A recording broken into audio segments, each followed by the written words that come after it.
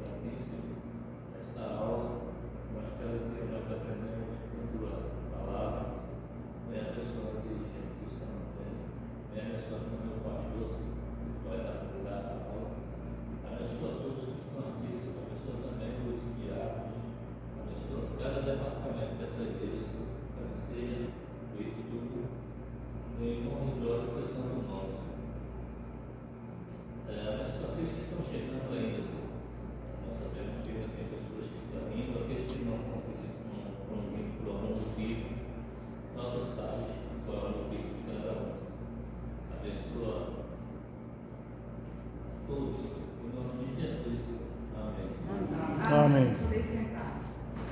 Vamos louvar o nosso Deus, o canto 278. O meu coração sofredor, descanso seguro encontrou, seguindo os conselhos de amor, do Pai que do mal me chamou.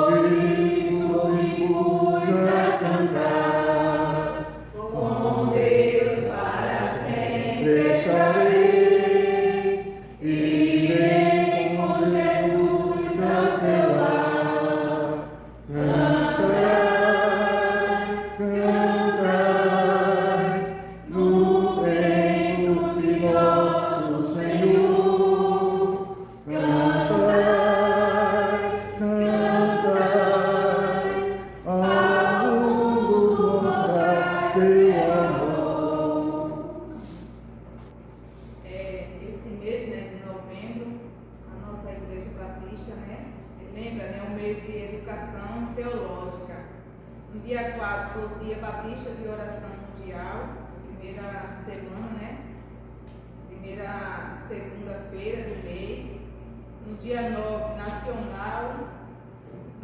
Dia Nacional das Mensageiras do Rei, no dia 10, Dia do Diácono Batista, o segundo domingo do mês, e hoje, no dia 17, Dia da Educação Teológica, terceiro domingo do mês. Convido os irmãos para ficar de pé, abrindo suas Bíblias em Coríntios, capítulo 13, versículo 1 ao 7.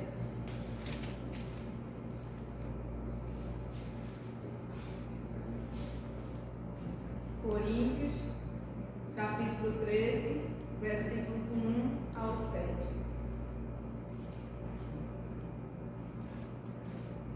Venhamos. Ainda que eu falasse as línguas dos homens e dos anjos, e não tivesse o amor, seria como o metal que soa, ou como o sino que tine. E ainda que tivesse o dom de profecia, e conhecesse todos os mistérios e toda a ciência, ainda que tivesse toda a fé, de maneira tal que transportasse os montes, e não tivesse o amor, nada seria. Ainda que distribuísse toda a minha fortuna para sustento dos pobres, e ainda que entregasse o meu corpo para ser queimado, e não tivesse amor, nada disso me aproveitaria. O amor é sofredor, é benigno, o amor não é invejoso, o amor não trata com leviandade, não se desobedece, não se porta com indecência, não busca os seus interesses, não se irrita, não suspeita o mal, não folga com a injustiça, mas folga com a verdade. Tudo sofre, tudo crê, tudo espera e tudo suporta. E o Senhor Jesus aplica essa porção linda nos nossos corações. Amém. Neste momento, vamos fazer mais uma oração. E para essa oração, eu convido o nosso diácono, o Anderson Melo. Peço que coloque todos os enfermos da nossa igreja que se encontram no boletim, aqueles que se encontram aí no TAD, né, na família da nossa família. E também, irmãos, eu peço que ore também pela família lutada, né, que são meus vizinhos, daquela tragédia que aconteceu. Então eu peço que os irmãos fiquem orando para aquela família que precisa muito das nossas orações. Oremos. Senhor nosso Deus, Pai querido, Pai eterno, muito obrigado, Senhor, porque com saúde e com vida nós estamos aqui em Tua casa de oração para aprendermos mais da Tua palavra, para louvarmos e agradecermos o Teu santo nome. E nessa manhã, ó Pai, em especial nós queremos trazer ao Teu altar alguns pedidos, ó Deus, e um deles é exatamente pelo que a nossa irmã Lucileira acabou de nos trazer, que foi aquela tragédia daquele assassinato de uma jovem, ó Deus, aqui em Serra dos Corais, pelo seu namorado. E nós queremos pedir a Ti um conforto ao coração das famílias, que o Senhor possa estar dando força, que o Senhor possa estar suprindo as necessidades nesse momento de dor, de dificuldade, ó Deus. Vai ali curando as feridas, fazendo com que eles possam levantar a cabeça, ó Deus, para continuar, mas que possam, ó Deus, ter um encontro com o Teu Filho amado Jesus Cristo e entender, ó Pai, precisam se aproximar ainda mais de Ti, ó Deus, que precisam ter um encontro com Jesus e entregar suas vidas, ó Pai, que nós não sabemos o que acontece hoje, na manhã, daqui a pouco. Tu é que sabe todas as coisas, ó Deus. Queremos também entregar a família da nossa irmã Osana, que se encontra em luto também, ó Deus, vai ali confortando os corações, dando força também àquela família que perdeu sua ente querida. Da mesma forma, também nós pedimos o conforto e a força que o Senhor tem, um pouco de porção na vida da família da irmã Nice.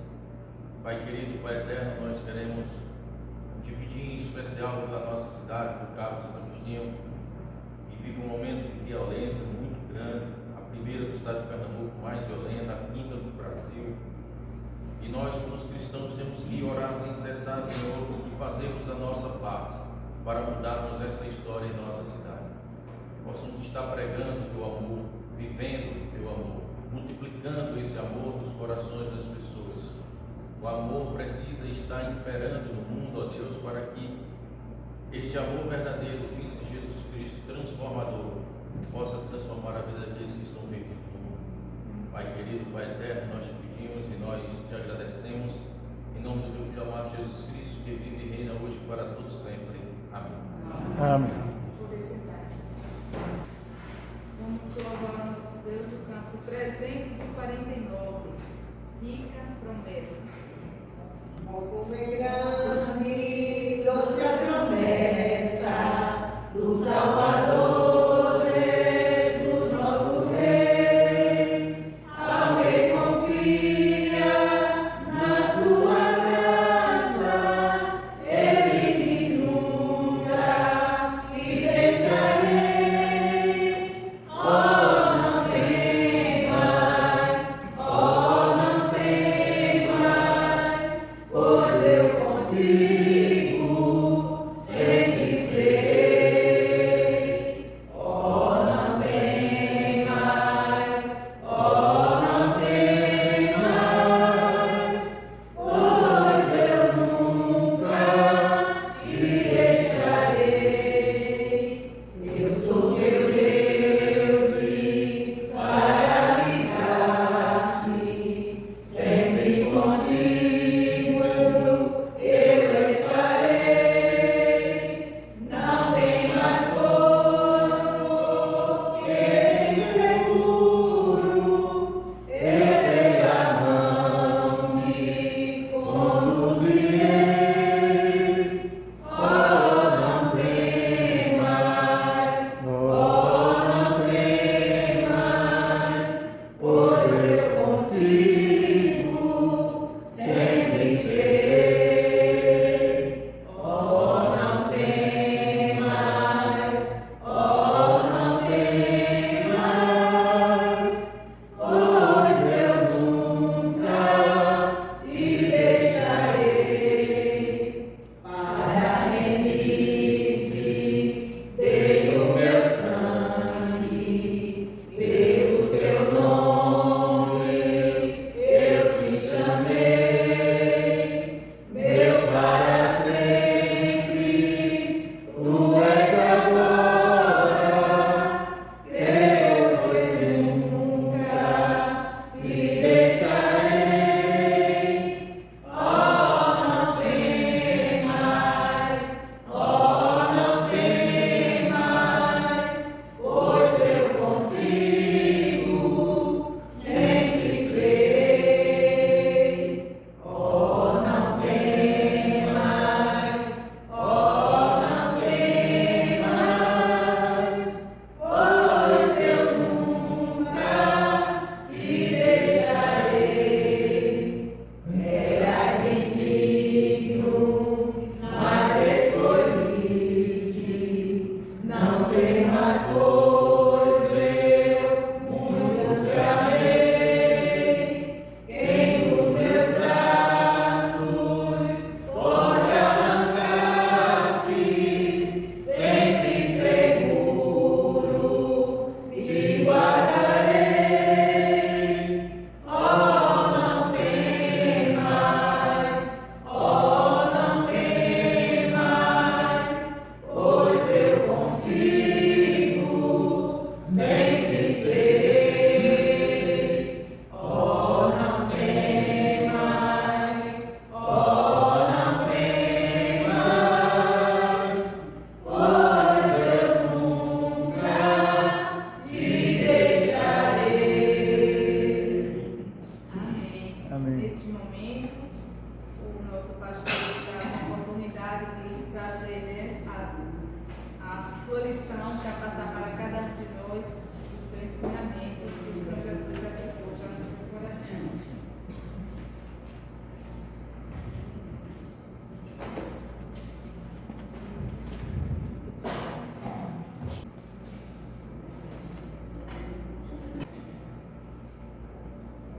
Estamos voltando ao nosso estudo, pregação da declaração de amor ao Senhor por causa dos prazeres e deleites. Texto: 1 Timóteo, capítulo 5, versículo 6. Mas a que vive em deleites, vivendo está morto. Nós às vezes pensamos que é muito fácil vivermos sem sermos atingidos pelos deleites, pelos prazeres da vida. E hoje a sociedade, a mídia, tem preparado tanta coisa, facilitando o viver, e que nós pensamos que isso é bom. E nós podemos ver que muitos desastres sociais, desastres no relacionamento acontecem porque as pessoas não estão mais vivendo através do calor humano, mas sim através das novidades que a ciência trazem para as vidas. Viver como cristão custa caro. E é importante nós sabermos que o que custa caro tem valor. Então é muito valoroso viver como cristão. Mas não esquecer nunca de que perto de nós, eu sempre digo, acredito que perto de uma grande virtude tem um grande defeito.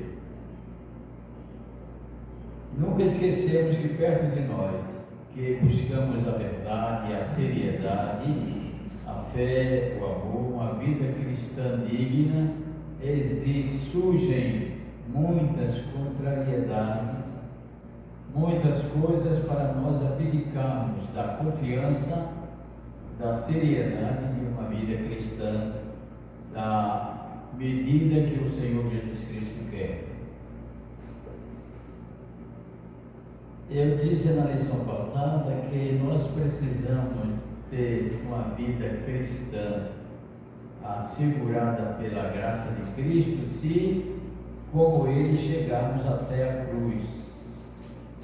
Sem chegar à cruz, não se pode dizer todo o poder me dado no céu e na terra. Jesus Cristo tinha esse poder, mas Ele só pronunciou essas verdades quando estava na cruz, e sabendo que estava morrendo para o mundo. É a mesma questão que nós na nossa mente temos que colocar. Se eu não morri para os prazeres, desejos, impulsos, vontades humanas, eu ainda não tenho todo o poder na terra para viver uma vida cristã, e no céu as esperanças de vida eterna. Então, se exige do cristão muita coisa, e é bom que isso aconteça, porque exigindo muitas coisas, tem muitos cristãos que vivem o Evangelho relaxadamente, e se não fosse exigido muitas coisas, pelas coisas serem exigidas, as pessoas começam a inventar as coisas. Nós temos visto nos últimos dias tantas ideias surgindo, e agora cada crente, cada cristão, cada religioso quer botar uma página na internet para fazer e dizer o que pensam.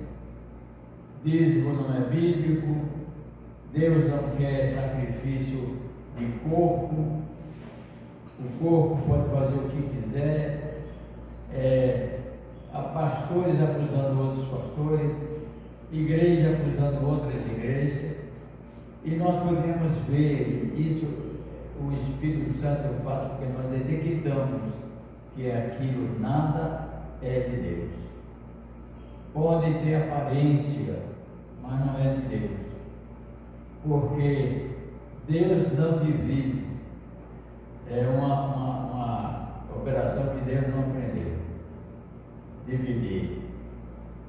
E essas expressões, esses palastrões da internet só procuram dividir.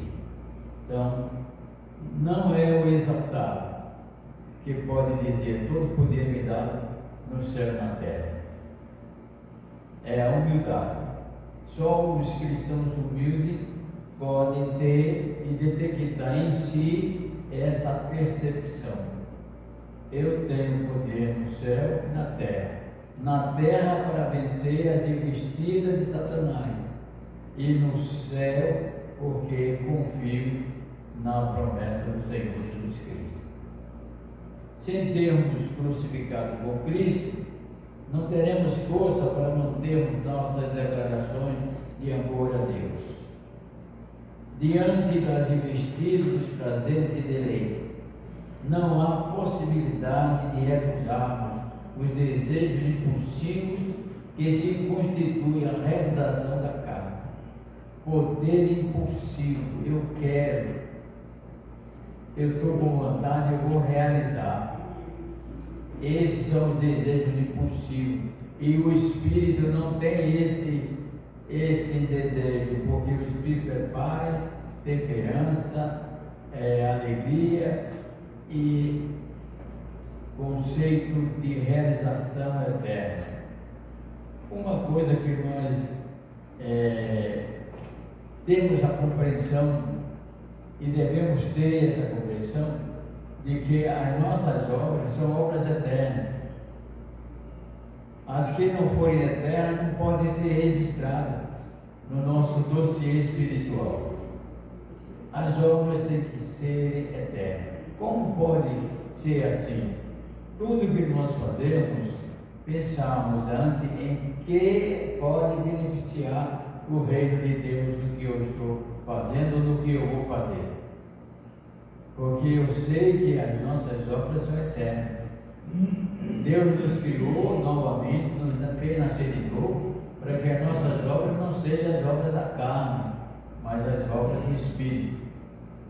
Nova criatura, nova visão, nova postura e também um novo requerimento. Se requer de nós, não como se requer do homem ímpio natural. É requerido de nós diferente postura, diferente compreensão, diferente fé. Porque o homem natural tem fé, mas não é essa fé que se espera daquelas pessoas que nasceram de novo, se chegaram a Cristo e afirmam que tudo se fez novo e só aparecem as coisas velhas. Isso é uma contradição contra a palavra e a fé. Jesus disse que a nossa palavra deve ser sim, sim, não, não.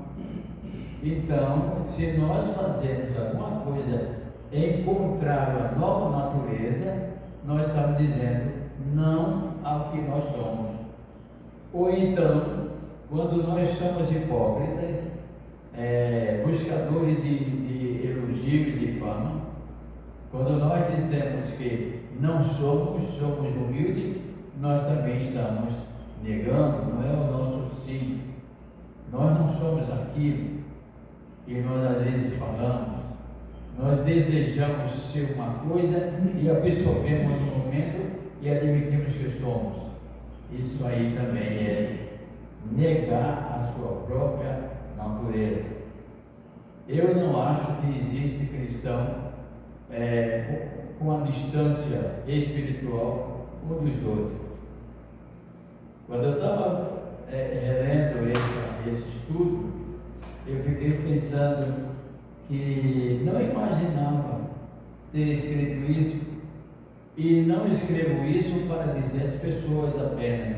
Escrevi e o sinto para mim. Esses deleites humanos têm me perseguido. Desde a minha conversão, tem me perseguido. E mais perseguiu quando eu assumi o ministério. E eu tenho que estar atento, porque vão surgir mais coisas. Ser cristão, eu já disse, não é armar uma rede ao peito de uma fazenda e ficar deitado esperando o que vai acontecer. Não. Jesus nos promete vida, paz, mas Ele nunca deixou de dizer que também teríamos aflições. Então, as aflições que nós vivemos são essas coisas, é a negação de Cristo com o que nós fazemos. Porque a aflição, a angústia, é o que Pedro sofreu quando era para testemunhar que Cristo era Filho de Deus, negou. Disse: não, eu não conheço este homem. Então isso, Pedro teve uma vantagem, saiu dali e chorou amargamente o seu pecado, a sua angústia, o seu desprazer de negar o seu mestre e uma decepção interior por saber que ele negou o seu mestre. Ele, sabendo que o mestre era Senhor, era Filho de Deus, ele mesmo, porque mesmo usado por Deus, quando Jesus perguntou: quem diz os homens seu Filho do homem? Ele se levantou e disse: tu és o Cristo, Filho do Deus vivo. Com tanta exposição de fé, mas diante dos escravos, do sumo sacerdote, disse: eu não conheço este homem. Veja, podemos condenar Pedro? Não. Podemos nos alertar, sabendo que existe essa perseguição para nós, no emprego, negarmos Cristo, no nosso lar, negarmos Cristo diante do vizinho, numa viagem, negarmos Cristo com as conversas. Temos que ter cuidado, porque é existencial e permanente as perseguições, as angústias, a tristeza e os prazeres da carne. Outra coisa, a carne tem um poder grande, e a carne sabe mostrar a gente as coisas boas para elas. E quando nós somos carnais, não vamos nos deliciar na carne e com o que ela apresenta. Quando somos meio carnais, meio espirituais, aí que vivemos em desencontro, em lágrimas. Porque um dia fazemos bem, outro dia fazemos o que presta. Um dia conversamos com Deus, prometemos ao Senhor determinadas coisas na nossa vida espiritual, no dia estamos pecando, cometemos totalmente o contrário, como aconteceu com Pedro. É bom nós entendermos como Pedro e chorar os nossos pecados, entender a nossa situação. Nós não somos derrotados, mas somos perseguidos. Nós não somos excluídos da salvação, mas nós nos arrastamos para o poço da vida, da água da vida eterna. Não é sem sacrifício, não há cristão. A prova é Jesus Cristo. Se Cristo não morresse, não havia cristão. Mas foi o sacrifício de Cristo que nos fez cristão, para também nos sacrificarmos pelo Evangelho, por Ele e pela verdade. O Espírito Santo de Deus nos conduz a toda a verdade. Foi o que Jesus Cristo nos prometeu. E nós cremos nisso. Os deleites e prazeres vividos enganam sobremaneira as pessoas. Enganam. Porque às vezes nós vemos pessoas aparentemente tão espirituais, presas e cometendo desejos da carne. E nós mesmos, às vezes, que não imaginamos nunca cometer esse tipo de pecado, às vezes, quando descobrimos, cometemos. Mas como é que isso chegou em minha mente? E a mente estava cheia desse sentimento? Não, estava descuidada. Porque o cristão não se enche de coisas do deleite da carne, mas se descuida. E a vida cristã é como uma mata, uma floresta. E ao conhecer toda a floresta, a metade da caminhada é entrando entrando e a outra metade é saindo. Infelizmente, tem vida cristã assim. No momento da emoção, aceitam Jesus Cristo com toda a alegria, começam a fazer a obra, mas no meio do caminho começam a sair, porque não se preparou, não ficou atento às dificuldades da vida material, não se questionou sobre: eu posso fazer isso? Tem pessoas que afirmam: isso eu nunca faço, é perigoso, eu não cometo esse pecado. É muito perigoso afirmar isso, porque quando você afirma, você crê em você. Não, eu não vou ceder isso, não. Eu já botei com os irmãos que conheço um pastor que foi contemporâneo meu da aeronáutica, e nós saímos para lazer lá na quadra da igreja, e tinha uma moça lá, e toda vez que ele fazia um gol, ela corria, entrava em quadra e abraçava, dava um beijo no rosto dele. E eu conversei com ele: eu acho isso um pouco desapropriado para... Não, porque conheço há muito tempo e digo mais, pastor, digo mais ao senhor, ele dizia: mulher nenhuma me derruba. Quando nós dizemos isso, nós esquecemos do perigo.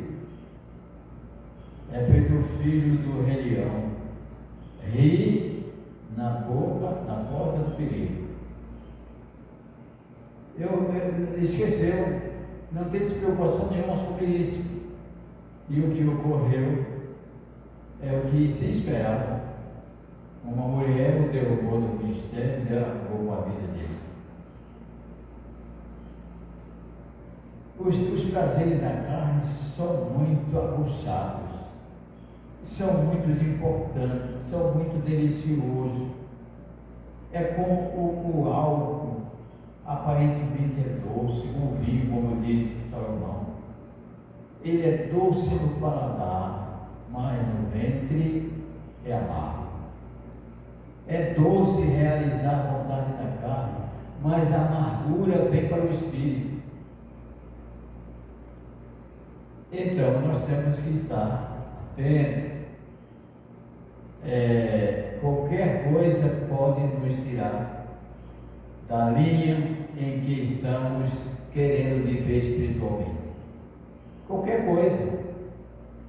Porque por isso nós precisamos cotidianamente pedir a misericórdia de Deus. Sabemos com toda certeza e base bíblica de que o pecado não vai levar um crente ao inferno, mas impossibilita a sua ascensão na vida espiritual, interrompe a sua marcha de alegria e prazer, e ainda mais, coloca em si a consciência de um cristão que segue a Cristo. Ora, só isso já seria o primordial. Mas tem pessoas que acham que já estão salvas, não precisa mais de nada, não precisa mais do Espírito Santo, não precisa mais de estar lendo a Bíblia, não precisa mais de ouvir o seu semelhante. Essas pessoas se aniquilam para a realidade de uma vida espiritual. Se o Espírito Santo não nos conduzir a toda a verdade, agora, como é que nós podemos ser conduzidos pelo Espírito Santo? Buscando ou rejeitando, priorizando o Espírito ou as coisas da carne? O Satanás, chefe das obras da carne, ele é tão sutil e às vezes nos faz pensar que estamos fazendo o bem e estamos pecando. Por isso é necessário um registro mental de nossas ações. O fim do dia para o cristão deveria ser: Senhor, te agradeço pelo que fiz. Mas se olhar o que fez, estremece. Obrigado, Senhor, pelo dia de hoje. Se ele está sob o deleite da carne, ele tem que admitir que esse dia foi desastroso. Como vai pedir a Deus agradecer pelo dia? O Espírito Santo nos mostra o que é certo e o que é errado, o sim e o não. Por que nós erramos? Existe uma falha aí. Todos erraram e continuaremos, infelizmente, errando. Por quê? É uma pergunta que nós vamos fazer. Existe uma falha nesse concerto? Existe uma falha. E com certeza, eu sempre digo isso, quando detectar uma falha entre Deus e os homens, com certeza a falha está nos homens. Então, com certeza a falha está em nós, porque nós falamos, nós professamos, mas na hora de cumprir nós relaxamos. Aí está o mistério de querer e não fazer, e também de fazer sem querer. Agora, ninguém faz, ninguém cumpre os deleites da vida, os prazeres, deleites sem querer, mas o que quer é a natureza material. O não querer vem da natureza espiritual. Quem é que tem força para vencer aí? Já que existe uma luta entre nós, né? Mas quem é que vai vencer? Aquele que for, aquela natureza que for mais alimentada.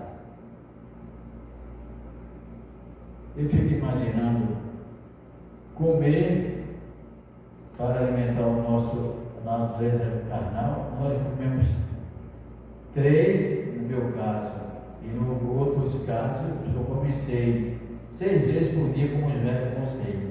6 vezes. E nós temos um culto no domingo, um culto na quarta, um culto da Senhora na terça.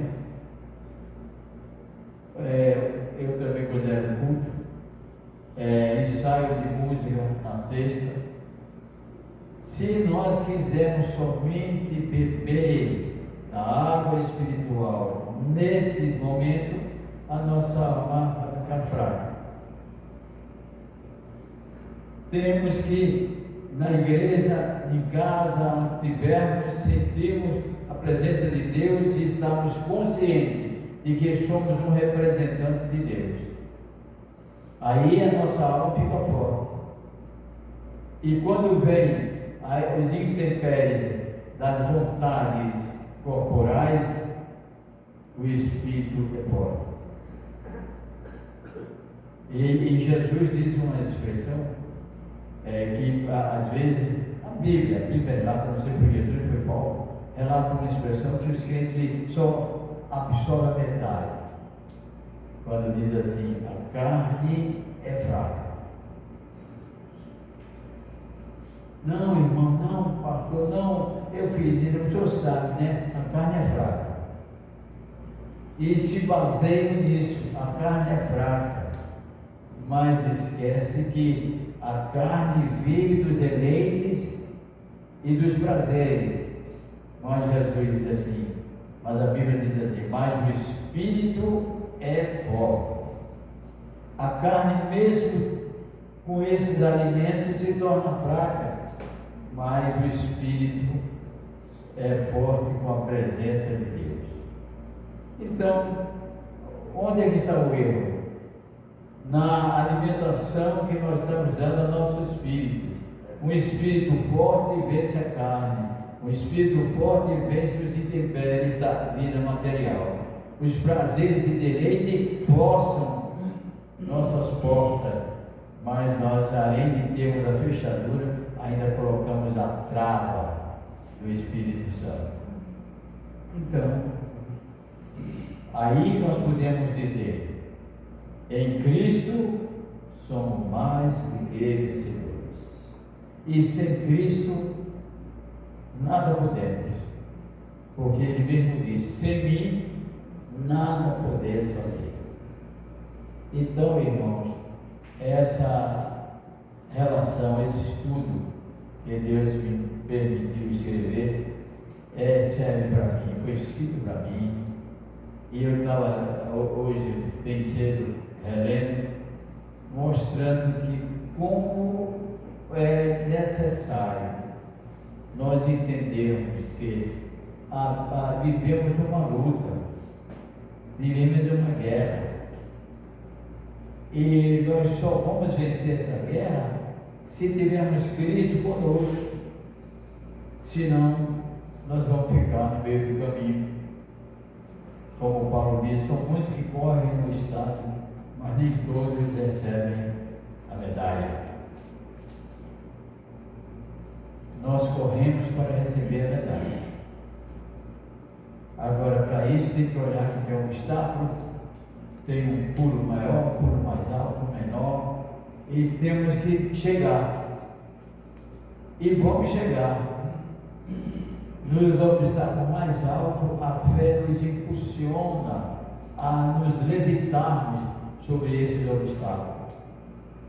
É o que Jesus diz: no mundo tereis aflições, mas tende bom ânimo, eu venci o mundo.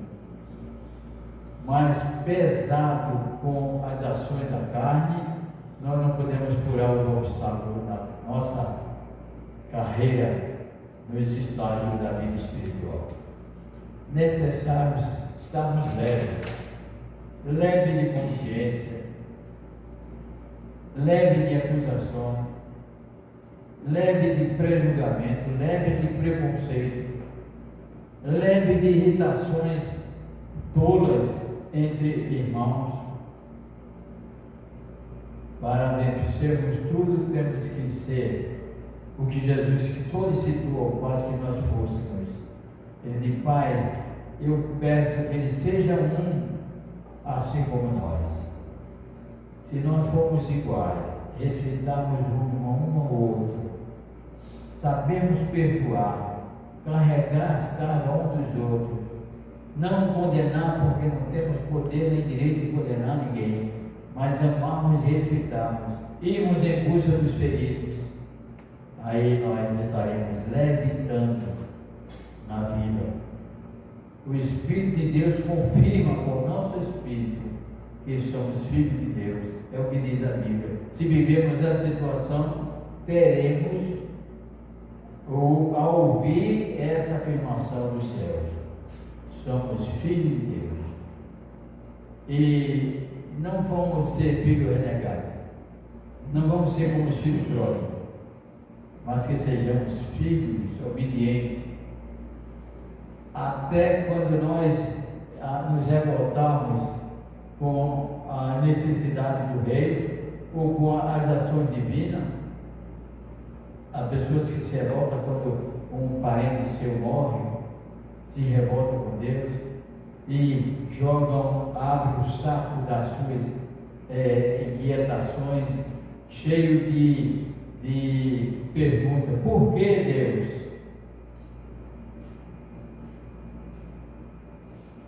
Nós às vezes vivemos isso, mas Deus sabe.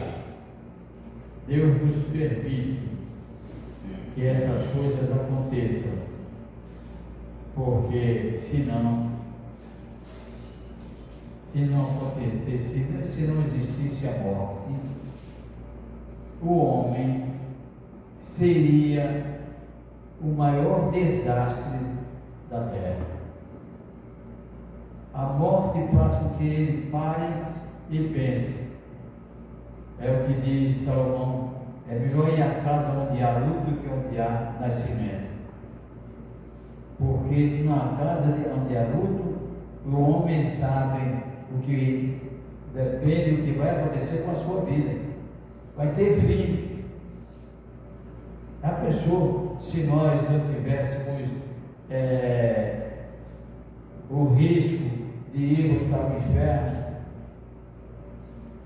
de fazermos o que tem, todos nós fazíamos o que vem na teia, todos nós vivíamos dos impulsos,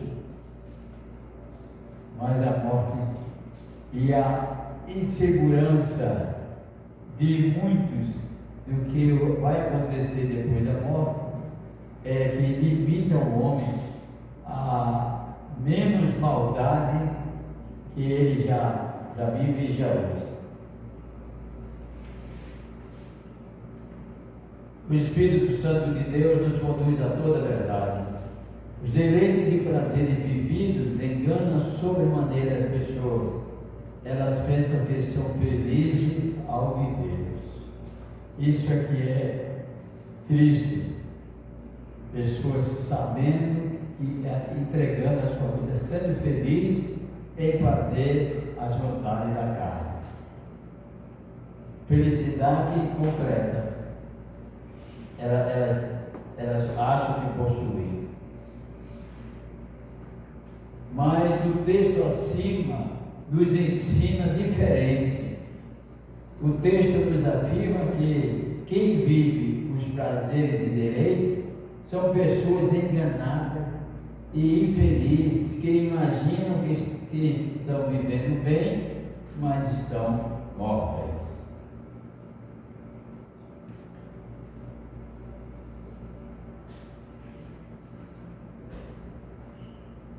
Porque assim como a submissão à vontade do Senhor leva à santificação, a submissão às vontades dos prazeres e deleites leva à condenação da alma.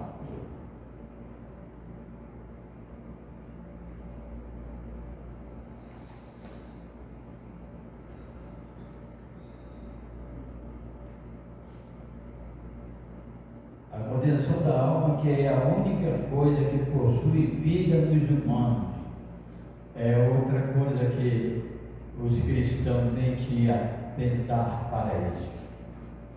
A única coisa que tem vida, o que é ter vida? É uma coisa que não morre, é eternidade. E a única coisa que tem vida no ser humano é a alma. E essa alma deve ser preservada para o bem. Essa alma deve ser preservada e guardada, entregue voluntariamente nas mãos de Deus. As pessoas que vivem pela carne, a carne morre e acabou-se tudo. Mas as pessoas que agem pela carne, mediante o poder do Espírito, agir pela carne é agir no corpo, mediante o ensino do Espírito. Essas pessoas são diferentes. São pessoas diferentes. Sabe que a alma, a sua realidade, é a única coisa que tem vida.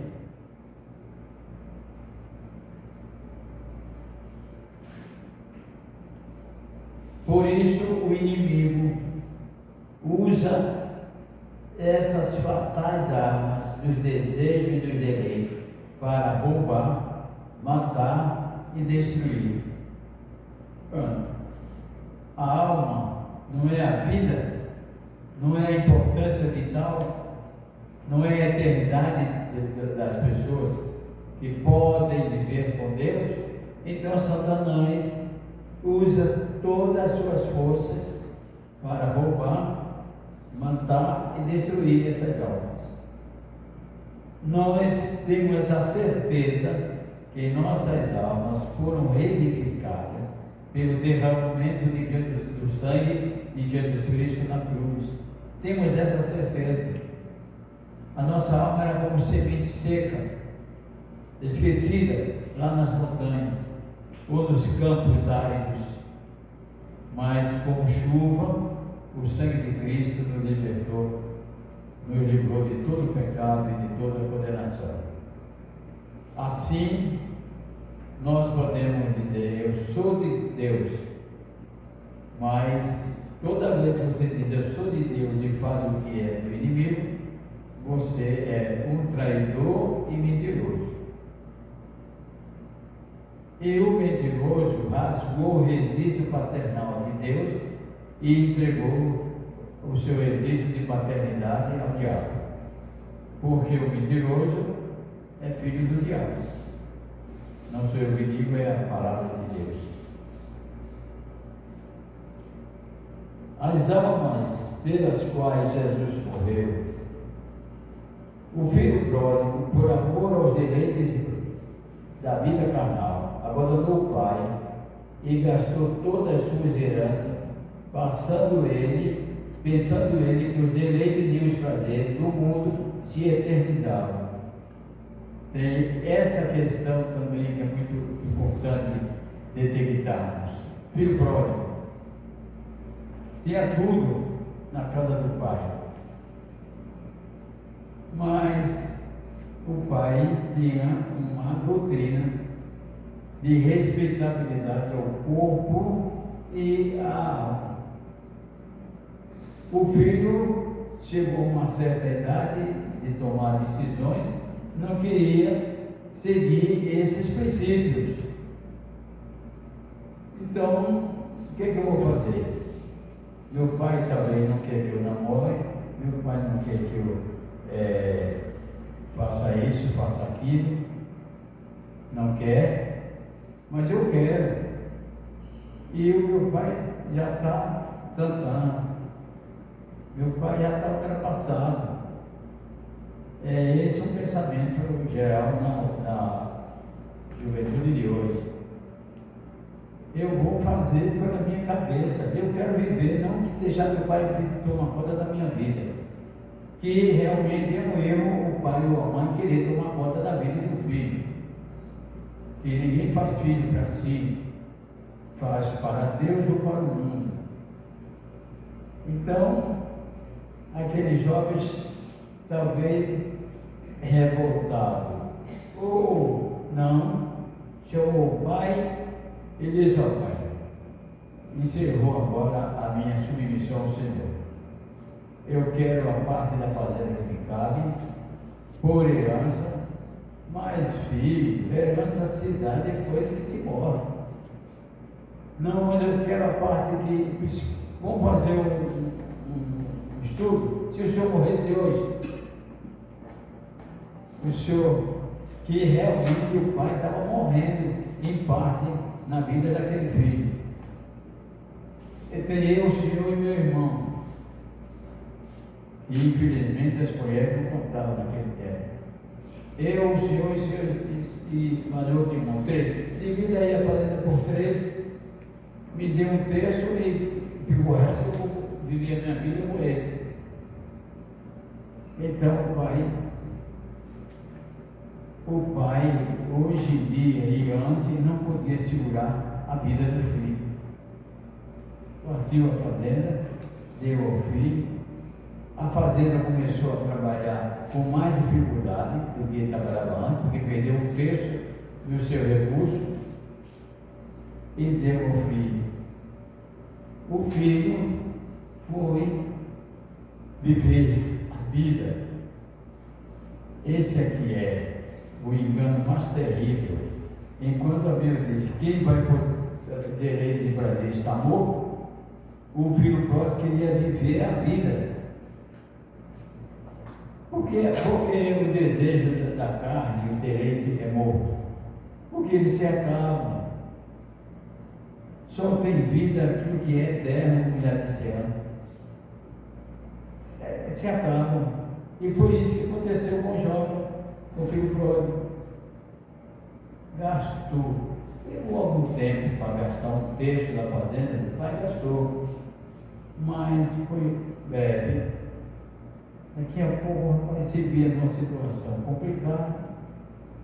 Os amigos com quem ele gastou dinheiro junto com a mente deles não apareceram mais, não tinha dinheiro para comprar comida, não conhecia ninguém na cidade. Olha a situação que fica o cristão quando se rebela contra Deus. Foi pedir emprego nas fazendas. Ele conhecia alguma coisa de fazenda. O fazendeiro dizia: olha, aqui não tem serviço para você não. Todas as vagas estão completas. Agora tem um serviço aí que eu acho que, olhando o físico, a postura do rapaz, né? Vai ser um rapaz bem tratado. Mas tem um serviço aí que para você também não sirva. É alimentar os porcos, que para os judeus, porco é um animal imundo. E quem trabalhava com porcos era considerado também imundo. E ele pensava que era limpo. Veja às vezes a contradição da nossa observação. No físico ele era limpo, na alma ele era sujo. Quando a sujeira da alma vem na vida das pessoas, escraviza as pessoas a fazer aquilo que também não querem. Então ele não queria fazer aquilo, era humilhação, porque o pecado no momento pode agradar, mas depois humilha. E aquele jovem agora está humilhado para trabalhar, tomando conta de porcos. E a Bíblia diz que até fome ele tinha e ninguém dava comida, ele desejava se alimentar daquela coisa, comida, bolocas, a Bíblia diz, que os porcos comiam. Existe uma coisa interessante na vida do cristão, que eu considero esse jovem um cristão. Existe uma coisa interessante na vida do cristão, é que nós nos estribamos nas coisas que não devem ser feitas, mas chega um momento que nós paramos, não desacredito, que não é por nós mesmos, mas o Espírito Santo toca na gente, bota a mão assim no peito: opa, para aí, e nós dizemos assim, e nós caímos em nós, e passamos o filme de toda a nossa existência, das nossas ações errôneas diante de nós mesmos, e nós dizemos assim: na casa de meu pai, as pessoas que chegam perto dele têm pães com abundância, e eu, filho de um homem desse, morrendo de fome aqui. É a parada da consciência. Eu fiz isso, mas eu sou filho de um homem que tem isso. E eu necessitando disso, aí o jovem cristão pródigo disse: levantar-me-ei e irei ter com meu pai. Consciência. Quando nós fazemos as coisas contrárias à vontade de Deus, nós estamos caídos. E as pessoas caídas não mandam,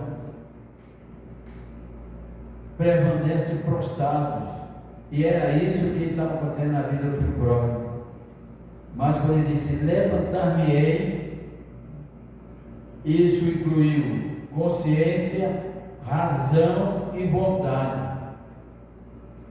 No nosso culto a Deus tem que se incluir isso: levantamento, vontade e decisão. Passamos o dia, lidamos com pessoas, cometemos alguma coisa, temos alguma contrariedade. Aí chegar no culto, eu vou ter que me levantar dessas situações.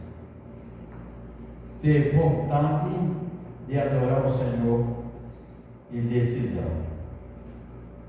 Eu sempre afirmo que o culto é o momento mais sublime do cristão. E é ali onde nós descarregamos as nossas tensões, o acúmulo de acusações da nossa consciência. É ali que nós ouvimos na vida de um irmão, dar um testemunho, irmão cantar um hino, a mensagem que vem, e nós não sabemos porquê, mas veio o Senhor dizendo, dando experiência, fé e vontade de dizer, voltarei para o meu Pai. Nós temos o hábito de pensar que só quem volta é quem se converte. Na hora, não. Nós às vezes nos afastamos de Deus e é preciso voltar, e não volta sem se levantar. Levantar de quê? Da inércia, do orgulho, do preconceito, do autoconhecimento, da autoprojeção pessoal. Tem que cair, porque até as estrelas cairão do céu. Tem que cair. Agora nós usamos muita expressão, quando eu cair em mim, você sabe que cai em você? Quando eu caí em mim, eu notei, não se nota nada para a crescência do reino de Deus sem cair em você. Aí às vezes tem muitas coisas que nós estamos vivendo e não notamos, não caímos. De repente a gente vê o estrago, aí cai, não somente cai, mas também ruim.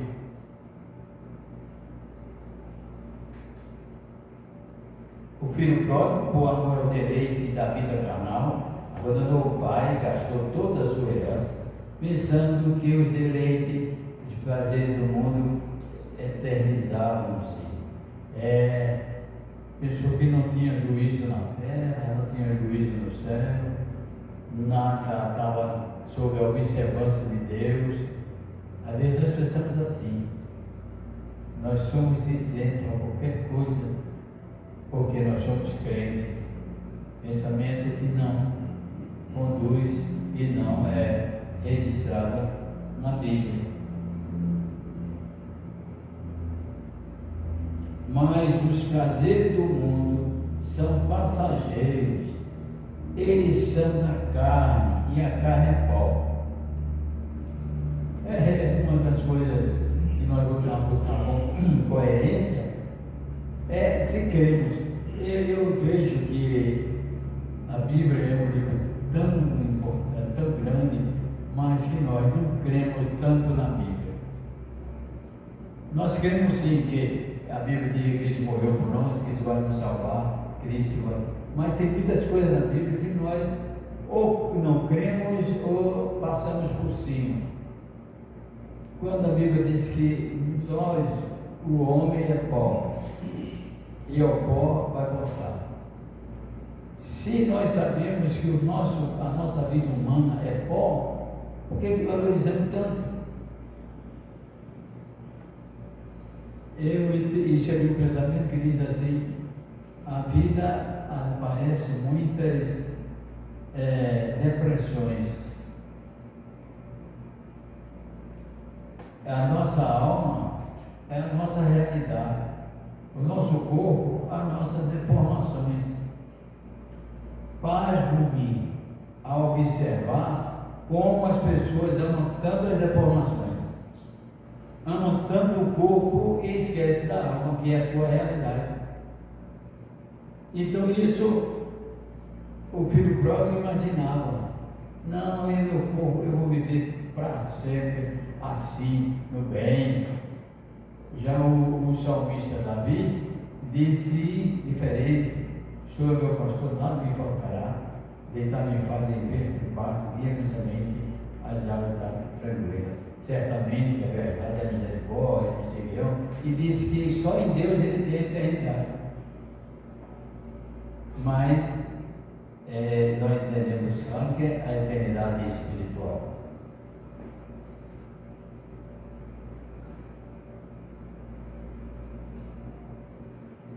Se nós sabemos que a carne é pó, vamos investir o que no pó? Devemos investir no que é ouro refinado. O ouro refinado da vida das pessoas é o seu espírito, sua alma, que deve voltar para Deus. E até os pais e as mães devem observar na formação de um lar, de um filho, de que aquela criança que recebeu como anjo deve ser tratada com alimento refinado do ouro fino da alma, para não entregá-lo a um demônio, à sociedade ou a Deus. Filho recebe um anjo e temos a obrigação de devolvê-lo a Deus como anjo. Senão, o nosso papel de cristão foi fracassado.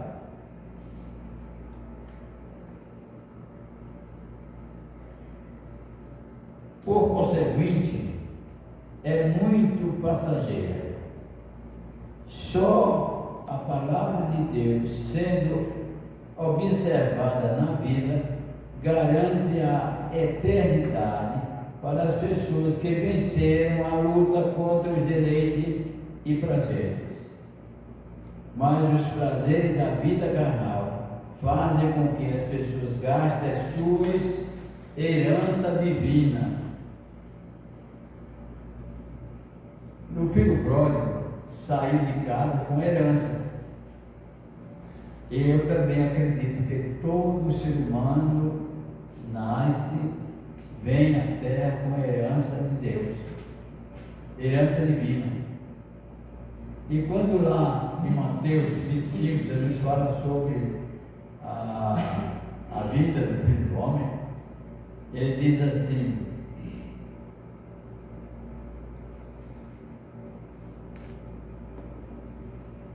a pessoa do lugar esqueceu o que ia dizer.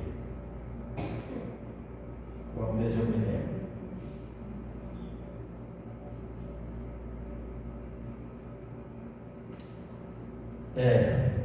Ele tem herança dos céus, nasce com herança de Deus, nasce com um tesouro espiritual, e nós desgastamos. Nós não plantamos para nascerem mais coisas com o conhecer da vida, nós desgastamos. E Jesus disse assim, que as virtudes do céu serão abaladas. E que virtudes são essas? Amor, paz, misericórdia, esperança, que nós temos hoje como herança de Deus. E as perseguições do fim do mundo poderão abalar essas virtudes, mas existe uma coisa que nada pode abalar, nem a falta de amor, porque Jesus também disse, pela falta de amor, muitos esfriarão. Nem a falta de amor vai nos esfriar. É só uma coisa que nós temos que guardar, revivermos, colocar. O povo não gosta de botar tatuagem, botemos espiritualmente essa tatuagem na nossa mente, que é a experiência que nós tivemos com Deus. Ninguém pode apagar. E eu creio que o Senhor, pela sua misericórdia, permitiu ter experiência com todo aquele que nele crê. Experiência pessoal, porque a ciência vai destruir os conceitos religiosos, a mídia também. A Bíblia vai ser totalmente criticada e descredenciada. Totalmente isso vai acontecer, mas quem tem uma experiência com Deus, ninguém pode apagar. Porque você vai dizer, a Bíblia diz isso, então dizer que a Bíblia diz assim, não é? Mas eu tenho experiência com Deus, eu senti de Deus, eu conversei com Deus, eu recebi de Deus. Então, isso ninguém pode roubar. Agora, o deleite da carne, quando disser, olha, você quer ser cristão ou quer morrer? Deleite da carne? Vontade do corpo? Por favor, eu tenho família, não faça isso comigo não. Vai ou não vai? Desse jeito eu fico. É isso que a carne vai dar. Mas o que tem o espírito efervescente na vida do testemunho, experiência com Deus, vai dizer: nunca vou renunciar um Deus que nunca me renunciou. Para isso é necessário experiência com Deus, vivência espiritual, conceito de misericórdia, conceito de abrangência da alma sobre a vida material. E assim, na vida espiritual mistificada ou dominada pela vida carnal, as pessoas vivem na inconstância da infelicidade. A capacidade de pensar que os amigos de farra são breves e também o vigor da vida carnal não chegam a descobrir que estão enchendo suas vidas com as escórias, comendo comida destinada para os povos. Suas almas vivem desnutridas pelas angústias, porque se alimentam da mesa de Satanás. Você já pensou que você tem um filho que você ama e tem um vizinho perto de você que é devasso, e você vai chegando em casa e olha no quintal daquele vizinho com bebida alcoólica, tudo mais, e vê um filho seu sentado com ele na mesa estranha ao costume, à ideologia familiar, a tudo que é notório na vida desse pai.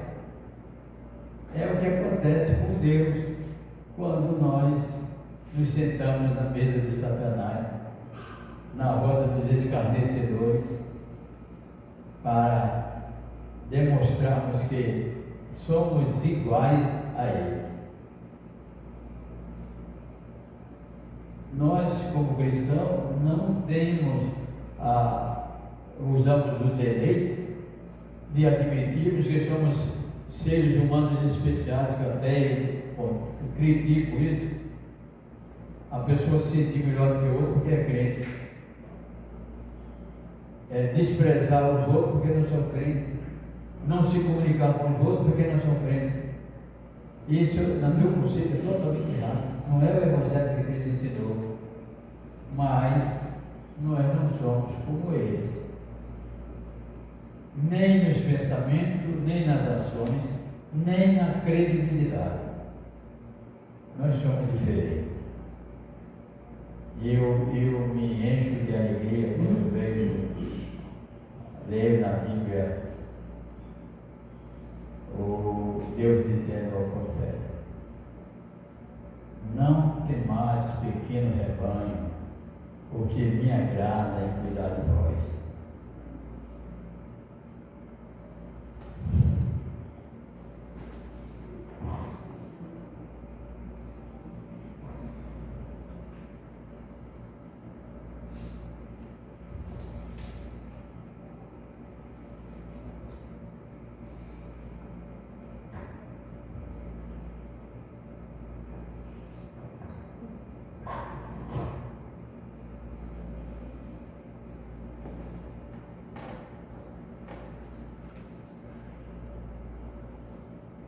As almas de quem vive no deleite da da carne vivem desnutridas pelas angústias porque se alimentam da mesa de Satanás.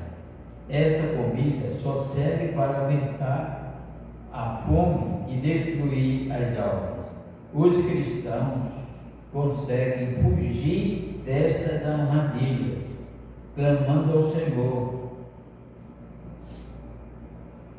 aproveitando-se do restinho de força e dizer: levantar-me-ei e irei ter com meu Pai, e dir-lhe-ei: Pai, pequei contra o céu e perante ti. Desde longe o Pai virá o filho e o restituirá a vida, que é a obediência aos seus conselhos. O amor de Deus para com os que creem nos garante isso, porque o mundo, quando alguém erra contra ele, se cria uma revolta e uma punição severa. Mas para com Deus é diferente. Quando nós erramos para com Deus, gastamos as virtudes que recebemos dele, estamos caídos no lamaçal, imundo como os porcos, mas se levantarmos e dizermos isso: Pai, pequei contra o céu e contra ti, eu me arrependo. Aí de repente, logo o Pai dará a mão e irá levantar o filho de uma situação tão tristonha e destruidora. Desde logo o Pai já sabe que vai acontecer e o Pai já está esperando. Nós todos voltamos para a casa do Pai, nós todos estávamos na situação do filho pródigo, mas depois que nós voltamos para a casa de Deus, ainda existem os inimigos a nos perseguir na vida. O próprio irmão às vezes se torna inimigo. É o que aconteceu com o filho pródigo. O irmão mais novo ou mais velho, quando o pai mostrou a sua alegria de perdoar, porque é uma coisa muito importante na vida que eu vejo também, a alegria de perdoar. Não é perdoar dizendo, deixa pra lá, esqueço. Isso somente não serve. É a pessoa mostrar a alegria de perdoar, porque o perdão serve mais para quem perdoa do que para quem recebe. Mas o outro filho não imaginava isso, não conhecia. Às vezes está dentro da igreja, está no meio da família, mas tem coisa que ele não entende. Por quê? Não sabe perdoar, não sabe viver a misericórdia. Então tem que passar por essas situações. E o filho disse: pai, está vendo a sua injustiça para comigo?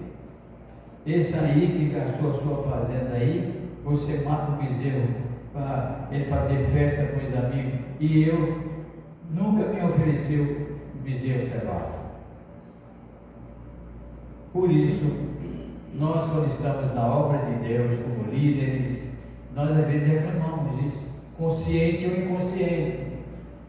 E o Senhor conforta, o Pai confortando outro filho: filho, tu sempre estivesse comigo, tudo que é meu é teu.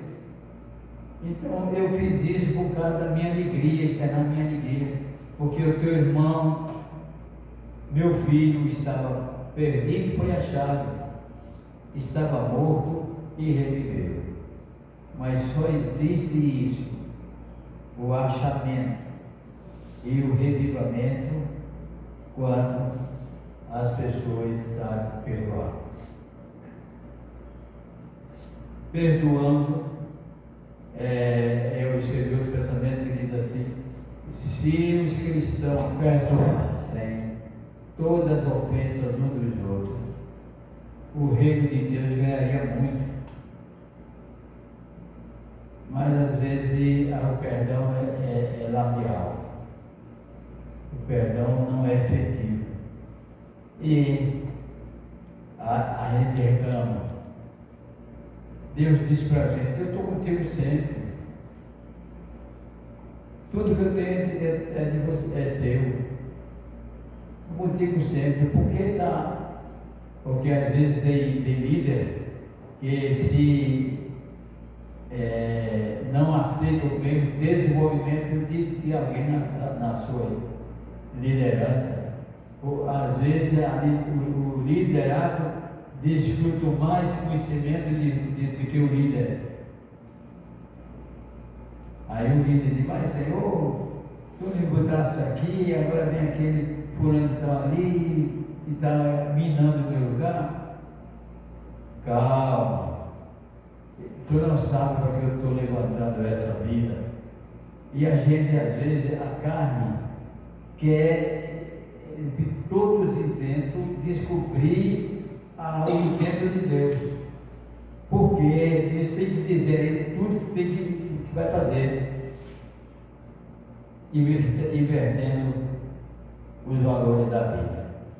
Pastor, quando a gente fala do filho pródigo, a gente também pode ser remetido à parábola da família do filho pródigo.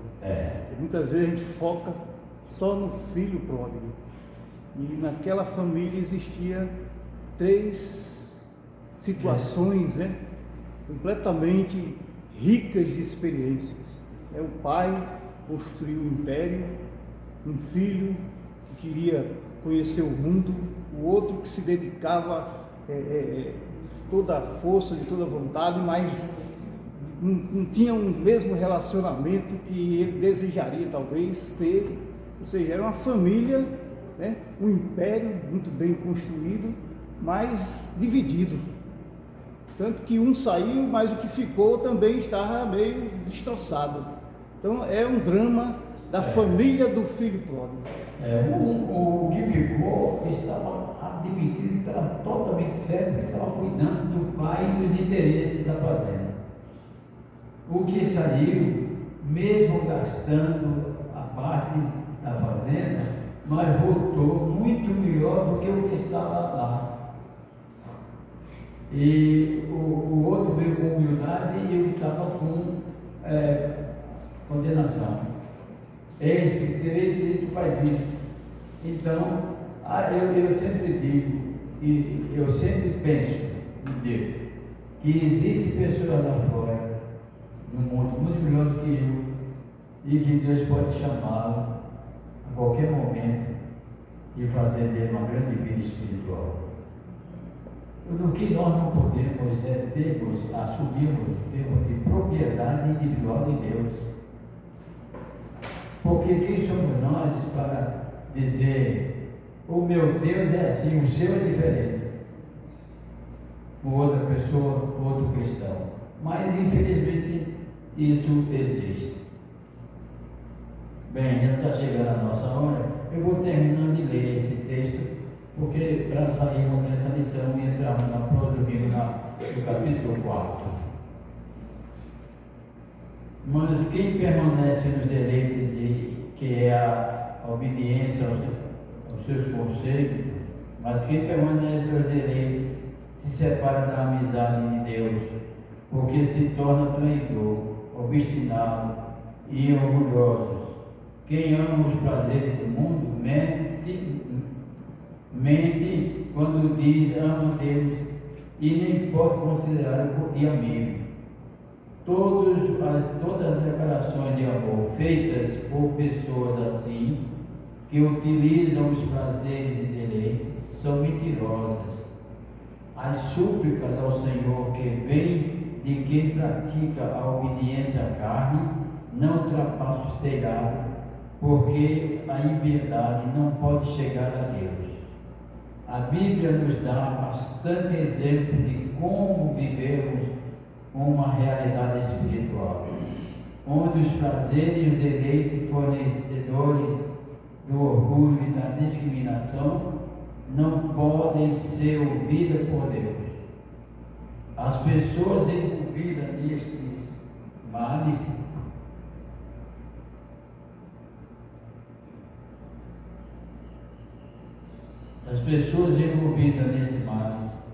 os deleites têm o poder de destronizar as pessoas, as nossas orações, assim como fora deteriorizada a oração do publicano. A vida cristã é uma guerra constante contra os deleites. Se descuidarmos desta batalha contra os desejos da carne, iremos guerrear contra nossos irmãos e assim estaremos contribuindo negativamente para com a nossa igreja e da igreja do Senhor, porque Ele mesmo afirma: a casa dividida contra si mesma não pode resistir. Amém. Amém.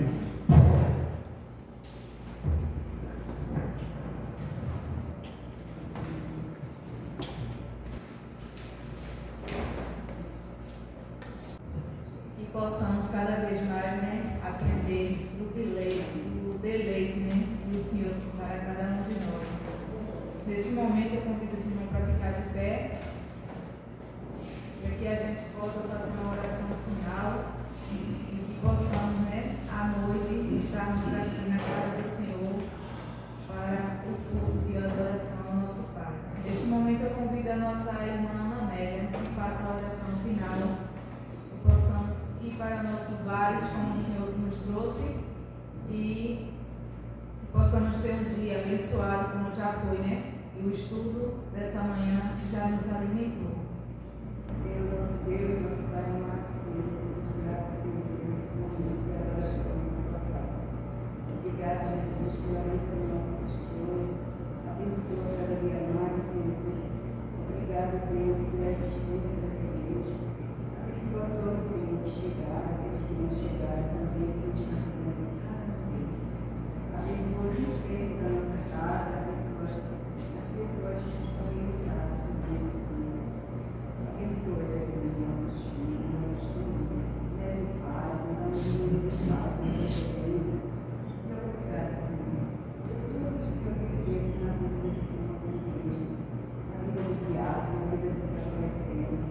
Continua, Senhor, nos abençoando. Continua, Senhor, nos livrando, nos protegendo. Abençoa, Senhor, esse país, abençoa nosso carro, Santa Cristina. Abençoa nosso país, nosso Brasil, Jesus. Abençoa os governantes, Senhor. Repreende, Senhor, essas guerras. Abençoa, Jesus. Tenha misericórdia por todos nós, perdoa nossas faltas, nossos pecados. E obrigado por esse dia. Obrigado por acordar, Senhor. Nós somos gratos por tudo, pela tua mão abençoada sobre nós. E obrigado, Deus, por esse período de paz que o Senhor nos dá. Amém. Amém. Corações preciosos, do nosso estudo da escola bíblica. Amém.